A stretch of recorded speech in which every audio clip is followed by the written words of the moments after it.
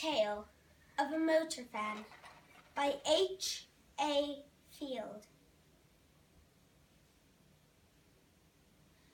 Young Ethelred was only 3, or somewhere thereabouts, when he began to show in diverse ways the early stages of the craze for learning their particulars of motorbikes and motor cars.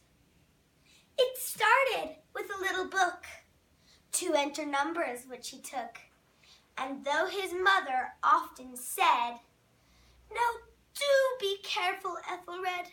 Oh dear, what shall I do if anything ran over you?" Which Ethelred could hardly know, and sometimes crossly told her so. It didn't check his zeal a bit, but rather seemed to foster it. Indeed, it would astonish you to hear of all the things he knew. He'd guess the make and get it right of every car that came in sight. He knew as well its MPG, its MPH, and LSD, what gears it had, what brakes, and what. In short, he knew an awful lot. Now, when a boy thinks day and night of motor cars with all his might, he gets affected in the head. And so it was with Ethelred. He took long drinks from mug and cup to fill his radiator up. And usually, to get indoors, he went by upon all fours and slowly went back most first. He called himself a Packford 8 and wore a little number plate attached behind with bits of string. He looked just like the real thing.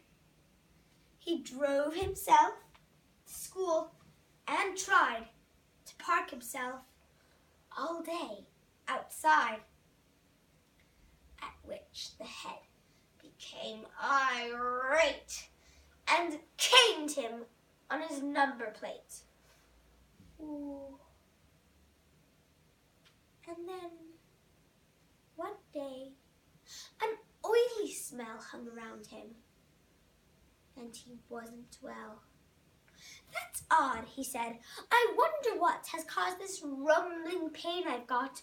No car should get an aching tongue from taking in petroleum." At that, he cracked himself. But no, he couldn't get himself to go. He merely whirred a bit inside and gave a faint chug, chug, and died.